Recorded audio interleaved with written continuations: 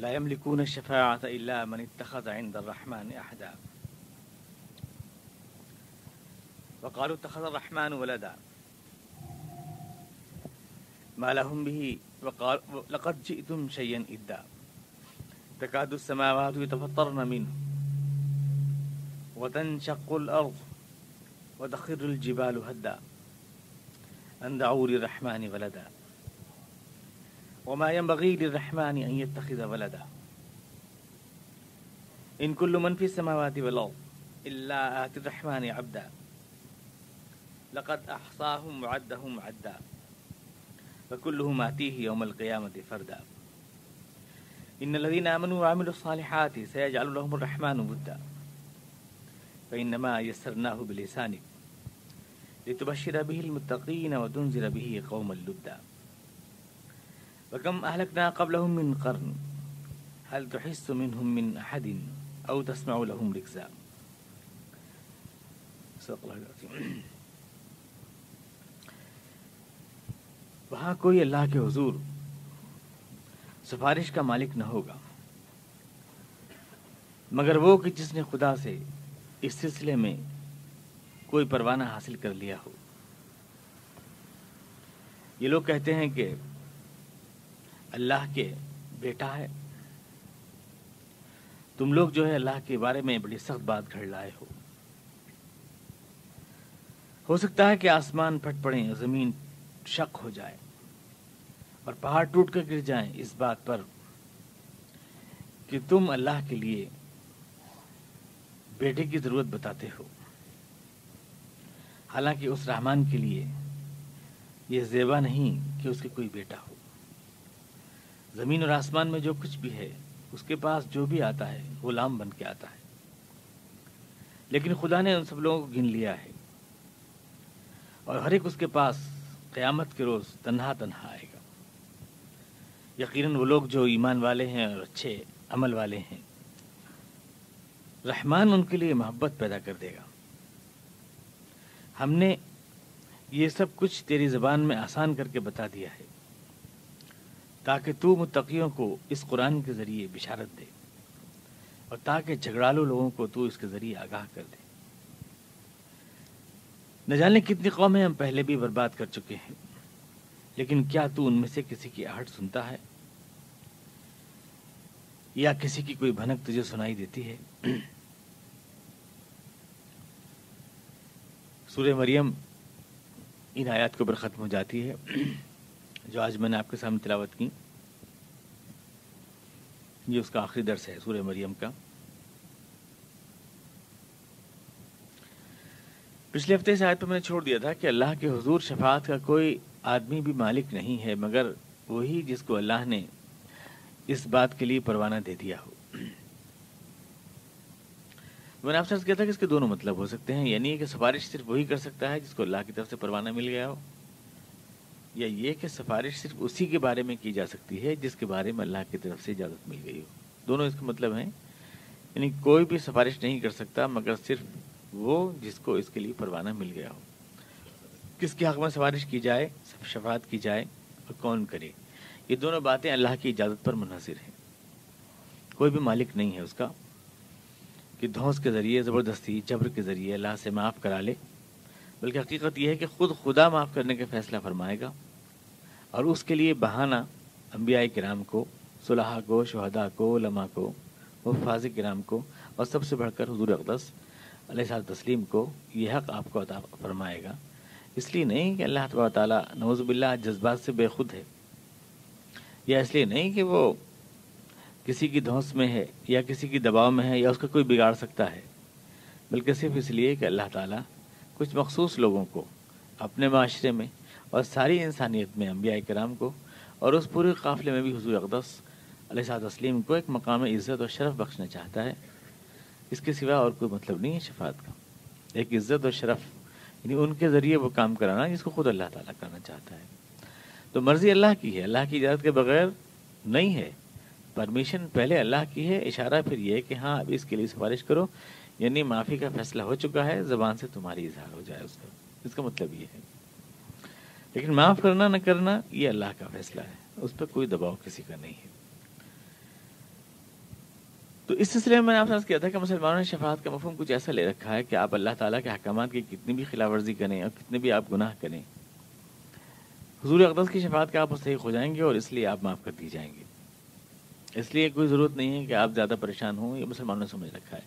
بالکل وہی بات جس کے لیے خود عیسائیوں پر تنقید کی جا رہی ہے. یہاں جو خطاب ہے وہ عیسائیوں سے ہے، کیونکہ وہ سمجھتے تھے کہ عیسیٰ علیہ السلام جو ہے ہمیں معاف کرا لیں گے، یا یہودی بنی اسرائیل سمجھتے تھے کہ ہمیں موسیٰ علیہ السلام معاف کرا لیں گے. تو ٹھیک اس بات پر تردید کرتے ہوئے اللہ نے جملہ فرمایا ہے، لیکن ظاہر ہے کہ اس کی ضرورت تو ہمارے پر بھی پڑتی ہے. اگر ہم بھی ویسا ہی سمجھتے ہیں، وہی بات ہم سمجھتے ہیں جو عیسائی سمجھتے تھے یا جو یہودی سمجھتے تھے کہ موسیٰ علیہ السلام بخشوا لیں گے، کہ عیسیٰ علیہ السلام بخشوا لیں گے، اگر ہم بھی یہی سمجھتے ہیں تو بات تو وہی ہوئی. لہٰذا یہ جملہ خود ہمارے لیے بھی ہے، اگر ان کے لیے ہے کہ لا یملکون شفاعۃ الا من اتخذ عند الرحمن عہدا، کوئی اللہ کے سامنے شفاعت کا حق نہیں رکھتا مگر یہ کہ جس کے لیے اللہ ہی کی منظوری اور اللہ ہی کا پروانہ مل گیا ہو. مسلمانوں نے اس کو اپنی بے عملی کے لیے جواز بنا لیا ہے.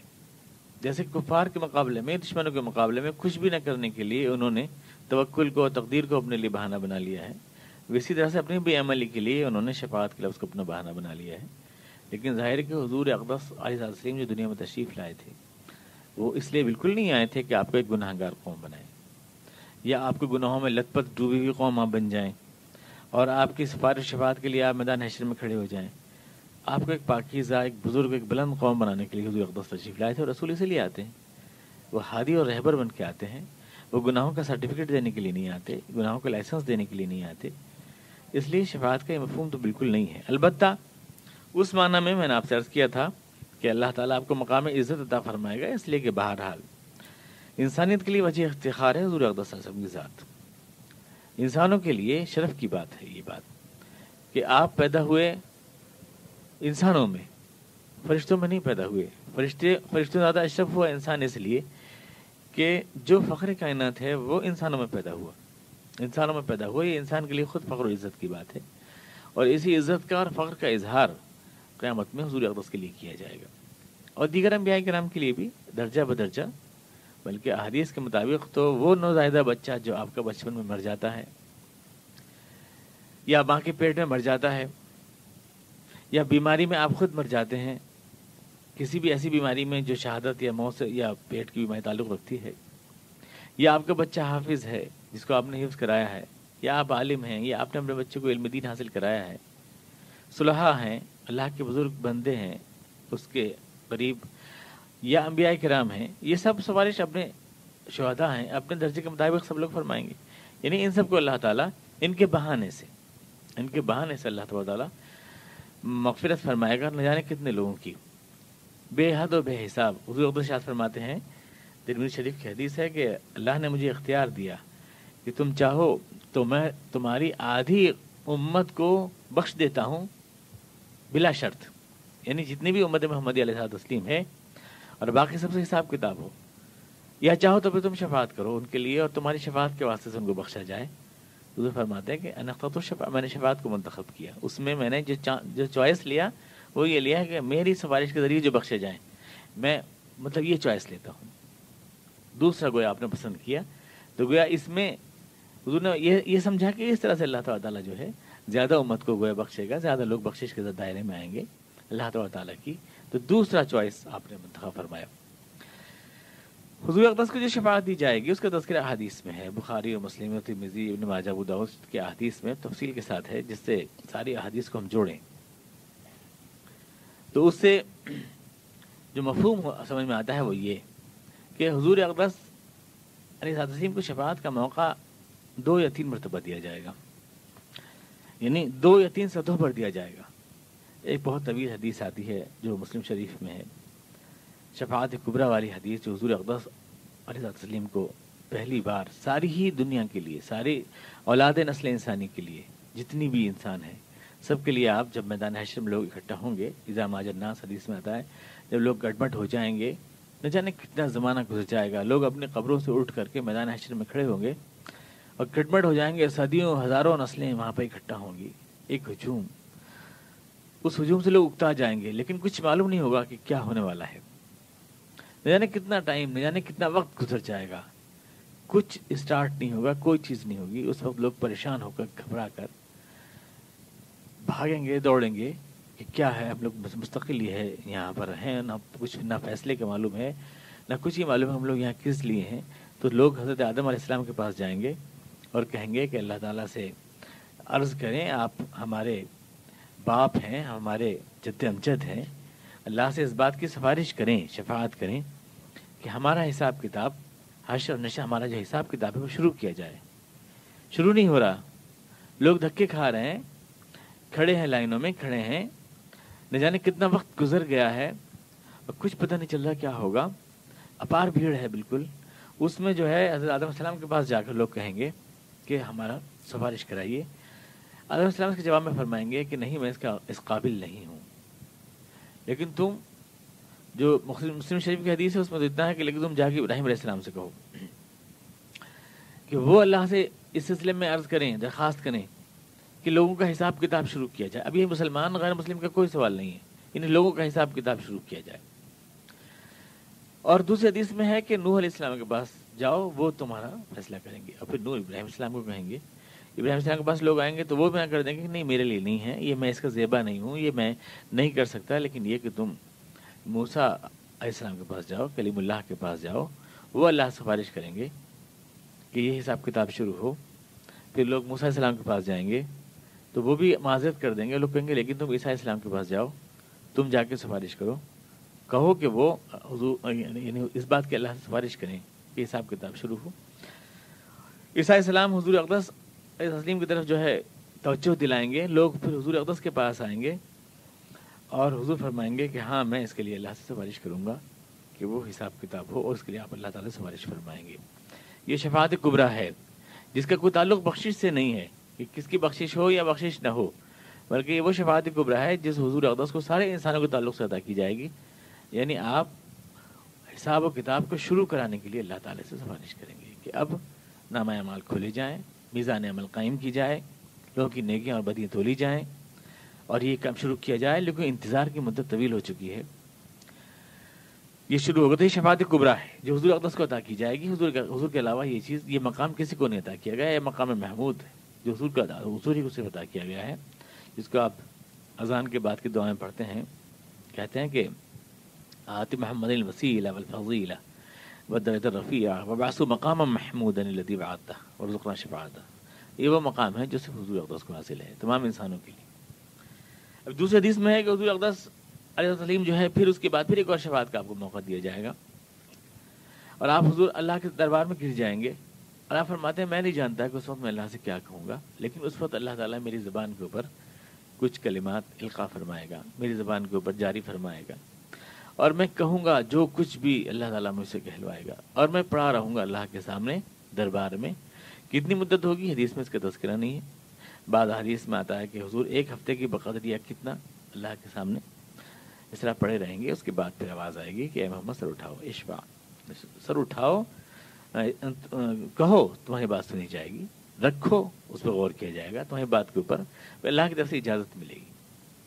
تو اس کے بعد حضور اقدس صلی اللہ علیہ وسلم جو ہے سر اٹھا کر کے دعا مانگیں گے اور روئیں گے دعا میں، اور آپ دعا مانگیں گے اور اس کے بعد کہیں گے کہ اللہ میری امت، اتنا ہی کہیں گے، کچھ نہیں. یعنی اس کے بعد کہ بخش دے یا معاف فرما دے یا مغفرت کر دے، یہ کچھ نہیں کہیں گے. یا رب امتی، اتنا کہیں یا رب میری امت.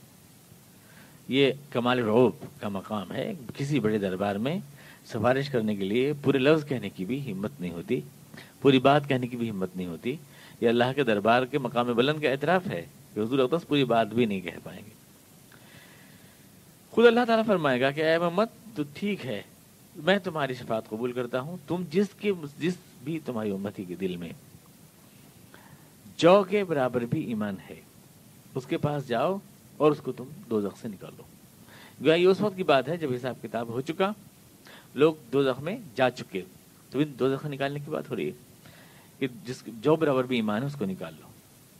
اس کے بعد دوبارہ پھر حضور اقدس صلی اللہ کے دربار میں گر جائیں گے اور پھر وہ محامد اور اللہ کی وہ تعریفیں جو آج آپ فرماتے ہیں میں نہیں جانتا کہ کیا اللہ تعالیٰ مجھ سے الفاظ کہلوائے گا، اور پھر آپ کی اس طرح سے دوبارہ پھر سر اٹھوایا جائے گا اور پھر کہا جائے گا محمد مانگو، جو کچھ مانگو گے تمہیں دیا جائے گا. تو پھر حضور اقدس شاد فرمائیں گے کہ وہ یہ اللہ میری امت. اللہ تعالیٰ فرمائے گا تو جس کے دل میں رائی کہ دانے کے برابر بھی ایمان ہے. اب یہ جو کے دانہ اور رائی کے دانے کی جو تعداد جو مقدار ہے ہم نہیں جانتے کہ اس سے کیا مراد ہے، لیکن ظاہر ہے کوئی ایمان کی نورانی کیفیت کی کوئی خاص مقدار ہے جس کو حضور کی نگاہ بصیرت پہچان لے گی. اس وقت کس طرح سے پہچان لے گی اللہ تعالیٰ جانتا ہے، اور اس کے اعتبار سے آپ جو ہے پہچان لیں گے کہ یہ درجہ اول کے وہ ہیں جن میں جو برابر ہے، اور یہ وہ ہیں جن میں رائی برابر ہے، اس سے کم ہے. اور پھر اس کو اللہ تعالیٰ معاف فرمائے گا، بخش دے گا حضور اقدس کی شفاعت کے صدقے میں. اس کے بعد تبارہ پھر یہ حضور اقدس جائیں گے، اور پھر یہی الفاظ اور یہی انداز اور یہی حدیث کے الفاظ کے پھر میں وہ کچھ کہوں گا، اور میری زبان پہ وہ کچھ اللہ کے کلمات جاری ہوں گے، تعریف کے اور تسبیح کے اور تقدیس کے، جو میں آج بھی نہیں جانتا. اور مجھ سے کہا جائے گا ہم سر اٹھاؤ، سنا جائے گا، تمہاری بات کہی جائے گی. پھر میں وہی بات کہوں گا اور اللہ تعالیٰ فرمائے گا تو اس سے بھی کم جس کے دل میں ایمان ہو تم اس کے لیے جو ہے سفارش کرو، قبول کی جائے گی، نکالو اس کو. دوبارہ آپ جائیں گے، دوبارہ پھر آپ اللہ کے حضور میں گر جائیں گے، پھر تعریف کریں گے، پھر اللہ سے دعا مانگیں گے. اس کے بعد پھر آپ کو سر اٹھانے کے لیے کہا جائے گا، اب پوچھا جائے گا پھر بتاؤں اب کیا چاہتے ہو. آپ فرمائیں گے اے رب میں چاہتا ہوں کہ ہر وہ شخص جس نے لا الہ الا اللہ کا اقرار کیا ہے اس کے لیے میری شفاعت قبول کی جائے. تو اللہ تعالیٰ فرمائے گا لیس لک، یہ تمہارے مناسب نہیں ہے، یہ بات تمہارے شائن شان نہیں ہے محمد صلی اللہ علیہ وسلم، کہ جو شخص بھی لا الہ الا اللہ والا ہے اس کو تم بخشنے کی مجھ سے سفارش کرو. البتہ یہ میرے ذمے ہے جو بھی لا الہ الا اللہ والا ہے میں اس کو معاف کروں یا اس کو دوزخ سے نکالوں. مطلب جس نے تم پر ایمان لایا اور جس نے تمہارا کلمہ پڑھا اس کو تو تم اپنے نام کے حوالے سے سفارش کر سکتے ہو، پر جس نے تمہارا ایمان ہی نہیں لایا اور جس نے تمہارا کلمہ ہی نہیں پڑھا تم اس کے لیے سفارش کیوں کرو. تو جو صرف لا الہ والا ہے، لا الہ الا اللہ والا ہے، اس کے لیے تو میں حق ہوں، میں اس کے لیے خود کروں گا اور میں خود اس کے لیے دیکھوں گا. یہ طویل حدیث ہے مسلم شریف کی. تو اس سے معلوم ہوا کہ حضور اقدس علیہ السلام کے واسطے سے اللہ تبارک تعالیٰ جو ہے بہت سے لوگوں کو بخشنا. اس کے بعد پھر صلحاء ہیں، حفاظ ہیں، شہداء ہیں، علماء ہیں، نوزائیدہ بچے ہیں، سب یہ کے بعد دیگرے کریں گے اللہ تعالیٰ. حدیث میں آتا ہے، ترمذی شریف کی حدیث ہے کہ کچھ لوگ پوری قوم کے لیے سفارش کریں گے، کچھ لوگ اصحابہ 40 آدمیوں کی جماعت کے لیے سفارش کریں گے، کوئی صرف ایک ہی آدمی کے لیے سفارش کرے گا. اللہ تعالیٰ جو ہے اس کو قبول فرمائے گا، اس کو قبول فرمائے گا. تو اس طرح کی روایت ہے. ایک حدیث تو ایسا ہم جیسے گناہ گار لوگوں کے لیے بہت ہی زیادہ خوشخبری والی حدیث ہے. ظاہر ہے اس اصول کا انکار نہیں ہے، بخشے گا اللہ تبارک تعالیٰ، بخشے گا اللہ تبارک تعالیٰ، لیکن واسطہ تو جو کہ حضور اقدس کا موجود ہے بخشنے کے لیے، اور حضور فرما رہے ہیں تو ہمارے لیے تو سفارش ہے. ایک خوشخبری ہے کہ حضور فرماتے ہیں کہ آپ دعا میں روئے اپنی امت کے لیے. اور جبریل علیہ السلام آئے اور کہا کہ محمد صلی اللہ علیہ وسلم آپ روتے کیوں ہیں، کس لیے؟ تو فرمایا مجھے اپنی امت کا خوف ستاتا ہے. قرآن کریم کی وہ دو آیتیں آپ نے پڑھی کہ ابراہیم علیہ السلام نے اپنی قوم کے لیے کہا تھا کہ ربی انہن اضللن کثیرا من الناس فمن تبعنی فانہ منی ومن عصانی فانہ غفور رحیم.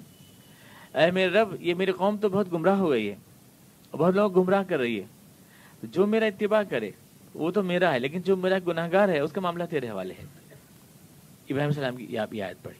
دوسری آیت پڑھی آپ نے عیسیٰ علیہ السلام کی، ان تعذبہم فانہم عبادک وان تغفر لہم فانک انت العزیز الحکیم. عیسیٰ علیہ السلام اپنی قوم کے لیے کہیں گے کہ اگر تو عذاب دے میری قوم کو تو یہ تیرے غلام ہیں، تیرے بندے ہیں، تو عذاب دے سکتا ہے، لیکن اگر تو معاف کرے تو تو معاف کرنے والا. تو تجھے روک کون سکتا ہے؟ اگر تو معاف کرے تجھے کون روک سکتا ہے؟ یہ عیسیٰ علیہ السلام کہیں گے. تو یہ دو آیتیں آپ نے پڑھی اور ان دو آیتوں کو خوف مجھے ستاتا ہے، یعنی اپنی امت کے اوپر کہ اللہ تعالیٰ میری امت کو اگر عذاب دے تو واقعتاً اتنے گناہ گار ہیں کہ عذاب کے مستحق ہیں، تو پھر کیسے بچ پائیں گے؟ تو حدیث کے الفاظ ہیں کہ اللہ تعالیٰ فرمائے کہ اللہ تعالیٰ فرماتا ہے کہ ہم سر اٹھاؤ، انا سنرضیک فی امتک، ہم تم کو تمہاری امت کے معاملے میں راضی کر دیں گے، یعنی تمہیں کوئی شکایت نہیں رہے گی. ہم اتنا تمہاری امت کے گناہوں سے صرف نظر کریں گے تمہارے اس ایمان اور تمہاری سفارش کے صدقے میں کہ ایک بڑی تعداد کو ہم گویا کہ اس کی بخش دیں گے. انا سنرضیک فی امتک، ہم جو ہے تمہاری امت کے معاملے میں تم کو راضی کر دیں گے. لیکن ظاہر ہے کہ ان ساری حدیثوں کے باوجود بھی ہمارے گناہ گاروں کے لیے کتنی بڑی خوشخبری بھی ہو، لیکن ہر ایک میں یہ پس منظر موجود ہے کہ جہنم میں سے نکالنا ہے. حضور صلی اللہ علیہ وسلم جہنم میں سے نکالنا ہے. تو جہنم میں اگر آپ 2 دن کے لیے گئے، 4 دن کے لیے گئے، 8 دن کے لیے گئے، یا 1 سال یا 10,000 سال کے لیے گئے، تو ظاہر بات ہے اس کا تو کوئی لمٹ نہیں ہے، اس کی تو کوئی لمٹ نہیں ہے. تو اس میں ظاہر ہے کہ کوئی بھی آدمی اگر اتنی ڈھٹائی میں ہے کہ رہ لوں گا میں 10-5 سال جہنم میں اور مجھے کوئی ڈرنے کی ضرورت نہیں ہے، تو یہ سفارش سے یہ حوصلہ تو نہیں ملنا چاہیے. آدمی کی تو کوشش یہ ہونی چاہیے نا بعض لوگوں کے لیے حضور اقدس صرف یہ سفارش فرمائیں گے کہ اللہ تعالیٰ جو ہے تو ان کا یعنی ثواب جو ہے دگنا فرما دے مثلا. تو ظاہر بات ہے کہ اگر کسی آدمی کو یہ گارنٹی مل جائے کہ میں بھی کسی کاروبار میں اگر اپنا سرمایہ انویسٹ کروں گا تو ڈبل ہو جائے گا، تو اس کی کوشش تو یہ ہوگی پھر کہ اگر میں 2 لاکھ کر سکتا ہوں تو 4 لاکھ انویسٹ کروں اس میں. یہ تھوڑی کہ بھائی اب تو ڈبل ہو جائے گا اس لیے میں 20 روپے اکٹھا کر کے ڈال دے رہا ہوں تو 20 کے 40 کر کے مطمئن تو نہیں ہو جائے گا. یہ تو اس کو اور بھی زیادہ انویسٹ کرنے کے لیے اکسائے گی یہ چیز. تو اگر حضور کی سفارش سے ہمارے عمل کا اجر دگنا ہو جائے گا تو ہمیں اور بھی زیادہ عمل کرنے چاہیے. پھر تو یہ تھوڑی کہ ہم شفاعت کی وجہ سے ہاتھ پہ ہاتھ رکھ کے بیٹھ گئے کہ ہمیں کچھ کرنے کی ضرورت نہیں، حضور بخشوانے کے لیے ہیں. یہ تو اور چیز جو ہے ہمیں نیکی پر اکسانے والی ہوئی. اور گناہوں کے اپنے نتیجے میں اگر ہم جہنم میں چلے گئے اور بعد میں ہم بخشوا بھی دیے گئے صدقے، تو ہماری کوشش تو یہ ہونی چاہیے کہ اللہ تعالیٰ ہمیں بچا لے، ہم اس کے قریب بھی نہ پھٹکیں، ہم اس کی لپٹ بھی نہ چھوئیں، یعنی ہم حضور کی شفاعت اولیٰ کے مستحق بنے سب سے پہلے، یعنی ان لوگوں کے لیے جو جہنم میں گئے بھی نہیں ان لوگوں میں شامل ہوں. یہ تھوڑی کہ رہ لیں گے 10-15 سال کی آباد ہے پھر حضور سے نکلوائی لیں گے ہم کو. اتنا اطمینان جو ہے وہ اس لیے ہے کہ ہم نے نہ وہاں کی عذاب دیکھے ہیں نہ وہاں کی آزمائشیں دیکھی ہیں، اس لیے ہم جو ہے اتنے بے خوف ہو گئے. صحابی رسول کی یعنی ان کا انتقال ہونے لگا تو حضرت ان کی جو والدہ تھیں انہوں نے جان نہیں نکل رہی تھی، کلمہ نہیں پڑھ پا رہے تھے. حضور صلی اللہ علیہ وسلم آئے، کلمہ زبان پہ جاری نہیں ہو رہا، لا الہ الا اللہ پڑھوایا تو جاری نہیں ہو رہا محمد رسول اللہ. حضور نے فرمایا دیکھو ان کے عزیزوں میں کوئی، ان کی ماں کو دیکھو، والدین زندہ ہیں. لوگوں نے کہا ان کی ماں زندہ ہیں، بوڑھی ماں ہیں، ان سے ناراض ہیں، ان سے بات نہیں کرتی. ایک مثال میں دے رہا ہوں کہ جہنم کی آگ دنیا کی آگ میں لوگ بالکل فرق نہیں کرتے. حضور اقدس تشریف لے گئے ماں کے پاس، ان کی مرتیقہ یا کیا نام تھا، ان کے پاس گئے. ان کہا کہ آپ اپنے بیٹے کو معاف کر دیں اس لیے کہ اس کی جان نہیں نکل رہی ہے، وہ کلمہ نہیں پڑھ پا رہا ہے، تلقی نہیں ہو رہی ہے، آپ معاف کر دیں اپنے بیٹے کو. انہوں نے انکار کر دیا کہ میں معاف نہیں کروں گی کیونکہ وہ اپنی بیوی کی زیادہ سنتا ہے میرے مقابلے میں، اور مجھے ایک طرف کر دیا ہے اس نے، اور صرف ہر بات میں اپنی بیوی کی چلاتا ہے وہ، اور میری نہیں چلاتا ہے. میں اسے بالکل نہیں معاف کروں گی، میرے دل میں اتنا زخم ہے کہ میں اسے معاف نہیں کروں گی. حضور نے بہت سمجھایا کہ آپ اسے معاف کر دیں تو، لیکن انہوں نے تسلیم نہیں کیا. تو حضور نے ایک نفسیاتی طریقہ کار استعمال کیا. آپ نے فرمایا کہ ایک لکڑیاں جمع کرو اور اس کو اس میں جلا دو، ان کے بیٹے کو اس کی آنکھوں کے سامنے اس میں جلا دو، زندہ ماں کے سامنے. لکڑیاں اکٹھی ہونے لگی تو وہ گھبرا کر حضور سے کہنے لگی کیا میرے بیٹے کو آگ میں جلایا جائے گا زندہ میرے سامنے؟ آپ نے فرمایا ہاں آگ میں جلایا جائے گا اس کو، اس لیے کہ جہنم کی آگ بہرحال اس سے زیادہ سخت ہے، اور تم اسے جہنم کی آگ میں بھیجنے کے لیے تیار ہو، مگر دنیا کی آگ سے تم گھبرا رہی ہو، جہنم کی آگ بھیجنے کو تیار ہو. تب انہوں نے کہا کہ اللہ کے رسول آپ گواہ رہے کہ میں نے اس کو دل سے معاف کیا. تو آدمی کا جسم میں ایمان بالغیب پہ بڑا کمزور ہوتا ہے. آدمی کے جہنم کی آگ پہ یقین تو ہے، پر چونکہ اس نے ابھی جلایا نہیں ہے ہمیں، اور دنیا کی آگ ہمیں جلاتی ہے انفیکٹ، اس لیے اس سے زیادہ ڈرتے ہیں ہم اس کے مقابلے میں، اس لیے زیادہ ڈرتے ہیں. اس لیے ہم یہ حوصلہ کر پاتے ہیں کہ صاحب ارے حضور موجود ہیں بخشوانے کے لیے، شفاعت کے لیے. لیکن اسلام اور قرآن اور رسول جو دنیا میں آتے ہیں وہ ہمیں باکردار بنانے کے لیے آتے ہیں. وہ اس لیے نہیں آتے کہ ہم شفاعتوں پر بھروسہ کر کے اور اپنے آپ کو گناہ کی دلدل میں پھنسا لیں، اس لیے نہیں آتے.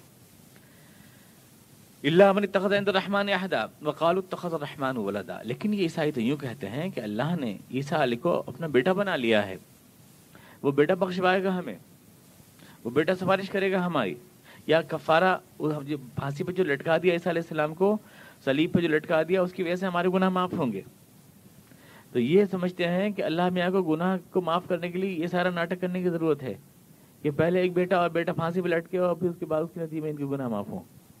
تو کہتے ہیں کہ اللہ کے بیٹا ہے، ایک اللہ نے بیٹا پیدا کیا ہے. لقد جئتم شیئا ادا. اب یہاں یہ غضب کا انداز ہے، غصے کا انداز ہے. تم نے ایک بہت ناگوار، بہت نازیبہ بات کہی ہے. لقد جئتم شیئا ادا. لوگوں تم نے بہت نازیبہ بات کہی، اللہ کے لیے تم نے بیٹا انسانی رشتہ تلاش کیا. تکاد السماوات یتفطرن منہ. آسمان پھٹ سکتے ہیں اس بات کے اوپر. تنشق الارض. زمین ٹکڑے ہو سکتی ہے اس بات کے اوپر. وتخر الجبال ہدا. اور پہاڑوں کے ریزے ہو سکتے ہیں اس بات کے اوپر. اس کائنات میں جس میں تم رہتے ہو تمہیں اللہ کی عظمت دکھائی نہیں دیتی؟ یہ زمین، اس میں کروڑوں ہزاروں نہریں بہتی ہیں، اونچے اونچے آسمان سے باتیں کرتے پہاڑ، انواع اقسام کی چیزیں، اشراط، ہزاروں قسم کی زندگیاں یہاں تم دیکھتے ہو روزانہ. پھر یہ ایک زمینی کے ننھے سا سیارہ ہے یہ اجرام فلکی میں، یہ چاند، یہ سورج، یہ ہزاروں سورج جو کائنات میں ہیں، یہ کہکشائیں، کروڑوں اربوں یہ ستارے لامنتہائی لائٹ ایئرس تک پھیلے ہوئے، اس میں تمہیں اس خدا کی عظیم کائنات میں خدا تمہیں اتنا چھوٹا دکھائی دیتا ہے کہ اپنی طرح انسانی رشتے بیٹے اور بیٹی، اس میں تمہیں کہیں خدا کی عظمت اور خدا کی بڑائی دکھائی نہیں دی اس پوری کائنات میں؟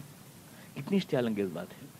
زمین و آسمان کے پرخچے اڑ سکتے ہیں اس بات کے اوپر کہ تم نے اللہ کو کتنا چھوٹا سمجھا، اپنے پر قیاس کیا. جیسے تمہارے بیٹے ہوتے ہیں، جیسے تمہارے جذبات ہوتے ہیں، ویسے تم نے اللہ کے لیے کیا. ظاہر انسان اپنی عقل کے مطابق سوچتا ہے جتنی اس کی کھوپڑی ہے. ہمارے جیسے بیٹے ہوتے ہیں ایسے اللہ میاں کے بھی ہوں گے، وہ اللہ میاں کو مدد دیں گے اور طاقت دیں گے، یہ سمجھا انہوں نے. تو اللہ کے مقام بلند چونکہ انسان کی چھوٹی سی کھوپڑی میں آتا نہیں، اس کی کائنات ہی نہیں آ سکتی اس کھوپڑی میں. تو اللہ کی کائنات عظمت تو آدمی اتار کے لے آئے اپنی سطح کے اوپر آدمی اتار کے لے آئے، تو کتنی بڑی غصہ دلانے والی بات ہے یہ، خدا کے غضب کو دعوت دینے والی بات ہے. ہم جتنے حقیر تھے ہم نے اپنی پستی میں اتار لیا اللہ تعالیٰ کو، ہم نے بھی بیٹے اور بیویاں بنانا شروع کر دی اللہ تعالیٰ کی. کتنا غصہ، یہ اللہ تعالیٰ کا ایک غصے کا انداز ہے. یہ زمین آسمان پھٹ سکتے ہیں، پہاڑوں کے ریزے اڑ سکتے ہیں تمہاری اس بات کے اوپر کہ تم نے اللہ کی عظمت کو پہچانا نہیں اس کی کائنات میں. وہ انسانوں کی سطح پر اپنے جیسا سمجھنے لگے اس کو، جیسا وہ تم خود ہو. کیا مسلمان ایسا نہیں کرتے؟ کیا مسلمانوں نے جو اللہ تعالیٰ کو اپنی سطح پہ نہیں اتار لیا؟ وہ نہیں سمجھتے کہ جیسے اللہ میاں کسی کوئی بد مزاج آفیسر ہوتا ہے کہ چپراسی کے بغیر کام ہی نہیں کرتا، کہ چپراسی کو درخواست دی جاتی ہے، پھر اچھے موڈ میں پیش کی جاتی ہے اس کے سامنے، اور اس کے بعد جو ہے وہ موڈی ہوتا ہے، جیسے کبھی چاہا تو مان لیا، کبھی چاہا تو نہیں مان لیا. مسلمانوں نے اللہ تعالیٰ کا جو تصور اور کانسیپٹ قائم کیا ہے وہ یہی تو ہے. بالکل جیسے کوئی انسان ہوتا ہے، ایک اللہ میاں کا دربار ہے، وہاں پہ پہنچانے والے کوئی سفارشی ہیں جو درخواست اللہ میاں کو پہنچاتے ہیں. اللہ میاں کو کبھی بلا وجہ غصہ آ جاتا ہے، کبھی بلا وجہ معاف کر دیتے ہیں، موڈی ہیں بالکل، نعوذ باللہ من ذالک. حساب جو ہے اللہ میاں کو 70 سے زیادہ کا آتا ہی نہیں ہے، 70,000 یا 70 لاکھ یا 7 لاکھ، وہ 7 کے ملٹی پلائی میں آتا ہے جو بھی حساب آتا ہے. رشتہ داری خالی مسلمانوں سے ہے اللہ تعالیٰ کی، اور پھر حضور اقلب سے جذباتی تعلق ہے، ایموشنل. حضور کے عاشق ہیں اللہ تبارک تعالیٰ، نعوذ باللہ من ذالک، ایسے تو پیش کرتے ہیں. یہ حضور صلی اللہ علیہ وسلم معشوق ہیں اور اللہ تعالیٰ عاشق ہیں، بالکل یہی ہے. معراج کی رات کو جو ہے شب وصال قرار دیتے ہیں، شب اسرا کا دولہا کہتے ہیں. حضور تو دولہا، حضور دلہن کون ہے؟ اگر دولہا حضور ہے تو دلہن کون ہے؟ اور وصال اور چونری اڑائی اور لبارے سنوارے، آ جاؤ میرے محبوب جوتے سمیت، آ جاؤ میرے محبوب جوتے سمیت. یہ انداز جو بالکل دنیاوی عاشقوں کے لیے ہوتا ہے وہ بالکل اللہ کے لیے ہم بولتے ہیں وہ سارے الفاظ. حضور کو دلربا بنا کے پیش کرتے ہیں، حضور کی زلفوں کی تعریف، حضور کے گالوں کی تعریف. اللہ تعالیٰ کو عاشق بنا دیا، حضور کو معشوق بنا دیا، شب معراج کو شب وصال بنا دیا. وصال کے لفظ بولتے ہیں باقاعدہ، وصال کے لیے بلایا. اور یہ کہ موسیٰ کے جوتے میں نے اتروا دیے تھے مگر محبوب تمہارے جوتوں سے میرے عشق کو پذیر. ایسی باتیں کرتے ہیں کہ اللہ کے غضب کو دعوت دیتے ہیں، اللہ کے غضب کو دعوت دیتے ہیں کہ اللہ کو بالکل انسانی الفاظ، انسانی جذبات، انسانی سطح پہ اتار دیتے ہیں بالکل. اگر صرف بیٹا کہنے پر کہ اللہ کے بیٹا ہے خدا کو اتنا غصہ آ سکتا ہے کہ زمین آسمان پھٹ سکتے ہیں، تو خدا کو یہ تصور دینے پر کہ خدا کو بالکل عاشق کے روپ میں پیش کیا جائے اور بالکل اس انداز میں پیش کیا جائے کہ جیسے کوئی دلہن کو یعنی دولہا کو بلا رہا ہے اپنے، اور سچ بن کے یہ ہوا اور وہ ہوا. اور اس سلسلے میں جو تفصیلات بتائی جاتی ہیں وہ تو میں افسان پیش بھی نہیں کر سکتا. جس انداز میں فوش انداز میں زندگی بھر دنیا میں یعنی جنسی تعلقات کے علاوہ کچھ جنہوں نے دیکھا ہی نہیں، وہ ان تعلقات میں بھی یہی سارے جذبات گھول دیتے ہیں، وہی سارے الفاظ بولتے ہیں بے شرم جو اللہ کے لیے بولے نہیں چاہیے، اللہ کی شان کے خلاف، حضور کی شان کے خلاف، حضور اقدس کی شان کے خلاف. محبت بیچاروں محبت کا اظہار کر رہے ہیں اور توہین کر رہے ہیں اللہ کی بھی اس کے رسول کی بھی. حضور کو معشوق بنا رہے ہیں، اللہ کو عاشق بنا رہے ہیں. اور وہ سارے الفاظ جو زنان بازاری کے لیے بولے جاتے ہیں اور طوائفوں کے لیے بولے جاتے ہیں وہ سارے الفاظ استعمال کرتے ہیں، وہ پوری لینگویج بولتے ہیں اور کسی مسلمان کو غصہ نہیں آتا اور سمجھتے ہیں کہ تو عشق اور محبت کا اظہار ہو رہا ہے. وہ سارے عشق کا لفظ بولنا حضور اللہ اور رسول کے مابین میں یہ خود توہین، بہت بڑی توہین ہے. گندا لفظ ہے، یہ اچھا لفظ نہیں ہے. قرآن میں کہیں استعمال نہیں کیا گیا، حدیث میں کہیں استعمال نہیں کیا گیا، اس لفظ کو کہیں یوز نہیں کیا گیا پوری ڈکشنری میں. لیکن یہ سب ہوتا ہے اس لیے کہ ہم نے اللہ کو بالکل اپنی سطح پر اتار لیا، اللہ کو اپنی سطح پر ہم نے اتار لیا ہے. تو اللہ تعالیٰ فرماتا ہے کہ تم یہ سمجھتے ہو، اور پھر شفاعت میں بھی وہی تصور ہے کہ حضور کہیں روٹ نہ جائیں اس لیے اللہ میں معاف کرے گا. اللہ تعالیٰ تو عاشق ہے اور حضور نعوذ باللہ معشوق ہیں، اللہ میں روٹ جائیں گے، حضور روٹ جائیں گے اگر اللہ میں نہ مانا تو. یہ انداز ہے، یہ نہیں ہے، یہ مطلب نہیں ہے. جیسے میں نے عرض کیا کہ حضور اقدس صلی اللہ علیہ وسلم جو ہے سارے انسانوں کے لیے باعث فخر ہے، محسن کائنات ہیں. انسانوں کے لیے آپ کا وجود اعزاز ہے. اسی اعزاز کے اظہار کے لیے میدان حشر میں آپ کو مقام شفاعت دیا جائے گا. اس میں نہ اللہ میاں کسی ڈرے ہوئے ہیں، نہ کسی کی دھوس میں ہے، نہ عشق و محبت کے جذبوں سے جو ہے، یعنی عشق خاص طور سے عشق کے جذبوں سے بے قرار نہیں ہے اللہ تعالیٰ. کیونکہ اللہ تعالیٰ پہ کوئی جذبہ بے قرار نہیں کرتا، نہ منفعل ہوتا ہے اللہ تعالیٰ، نہ اس پہ کوئی جذبہ سوار ہوتا ہے. وہ تو پیدا کرنے والا خالق ہے ہر شے کا، ہر چیز کا مٹانے والا، ہر چیز کا پیدا کرنے والا. وہ کسی چیز سے مغلوب تھوڑی ہوتا ہے. وہ تو ہر چیز کے اوپر حاکم متسلط ہے. اس کے اوپر کوئی چیز تھوڑی غلبہ پا سکتی ہے اللہ تعالیٰ کے اوپر. لیکن یہ ہے اللہ فرمایا کہ لوگ اس طرح کے لفظ بولتے ہیں اللہ کی شان میں. یہ ہو سکتا ہے کہ زمین و آسمان پھٹ جائے، آسمان کے ٹکڑے ہو جائیں اور پہاڑوں کے ریزے بکھر جائیں، یہ کہ اللہ کے لیے ویسے لفظ بولتے ہیں. وما ينبغي للرحمن ان يتخذ ولدا، خدا کی شان بلند کے قدر مناسب نہیں ہے کہ اس کے لیے بیٹے کا لفظ بولا جائے. قدر مناسب نہیں اس کی بیٹے اس کے لیے بولا جائے. ان کل من فی السماوات والارض الا آتی الرحمن عبدا، اس لیے کہ زمین و آسمان کی پہنائیوں میں جو کوئی بھی ہے وہ خدا کے پاس غلام بن کے آتا ہے. اس کا نہ کوئی بیٹا ہوتا ہے نہ اس کا کوئی معشوق ہوتا ہے. الا آتی الرحمن عبدا، اس کی کائنات میں ہر ایک اس کے پاس صرف غلام بن کے آتا ہے، عبد بن کے آتا ہے. یہی ہے اس کی شان کے مطابق. وہ مالک کائنات ہے، سب اس کے غلام ہیں. دوسرا کوئی رشتہ مت تلاش کرو اس کے علاوہ. دوسرا کوئی رشتہ نہیں ہے دنیا میں کسی سے اس کا. لقد احصاهم وعدهم عدا، لیکن جو کچھ بھی لوگ کہہ رہے ہیں سب چیک ہو رہا ہے، سب کو ہم گن رہے ہیں. وکلہم آتیہ یوم القیامت فردا، اور ہر ایک سے قیامت کے روز الگ الگ حساب لیں گے. الگ الگ اوور آل حساب نہیں لیں گے. اٹھائیں گے تو ایک ساتھ پارٹی ہونے پر چیکنگ کے لیے ایک ایک کو الگ الگ آنا پڑے گا. جیسے کہ پاسپورٹ چیکنگ کے لیے مائگریشن وغیرہ کے لیے الگ الگ اسٹیمپ لگتی ہے ہر ایک کے، اس پر گروپ پہ نہیں لگتی ہے. ہر ایک کو الگ الگ چیک کیا جائے گا. ہر آدمی کا الگ حساب کتاب ہوگا. یہ نہیں کہ نکل گیا ادھر کو بچ کے بے حد مہربان کو.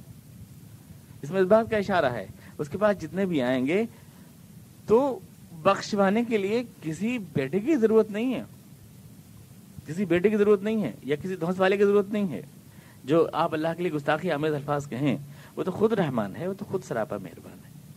اللہ رحمان، وہ رحمان کے پاس جتنے بھی لوگ آئیں گے اکیلے اکیلے آئیں گے، یعنی وہ رحمان ہے، حساب ضرور لے گا، پر وہ سراپا شفقت و مہربانی ہے. اس کے اوپر مزید کسی بیٹے کو تلاشنے کی، اس کو پھانسی پہ چڑھانے کی ضرورت نہیں ہے. وہ خود رحمان ہے. اللہ الرحمن عبدا ان الذین آمنوا وعملوا الصالحات سیجعل اللہ الرحمن ودا. اور یہ ایمان والے جو ہیں اللہ تعالیٰ رحمان ان کے لیے محبت پیدا کرے گا، محبت پیدا کرے گا. سیجعل اللہ الرحمن ودا. جن حالات میں صورت اتری ہے ان حالات میں صحابہ کرام اور حضور اقدس جو ہیں پریشان ہیں. لوگ جو ہے کوڑا پھینک رہے ہیں، کانٹے پھینک رہے ہیں، نفرتیں ہیں، کوئی منہ لگانے کو تیار نہیں ہے، بائیکاٹ ہے. لیکن اللہ تعالیٰ فرما رہا ہے آج یہ لوگ حقیر ہیں، ذلیل ہیں اور ان سے کوئی محبت نہیں کرتا اور انہیں کوئی نہیں چاہتا. لیکن خدا وعدہ کرتا ہے کہ ان کے لیے دنیا میں محبت ہی محبت پیدا کرے گا.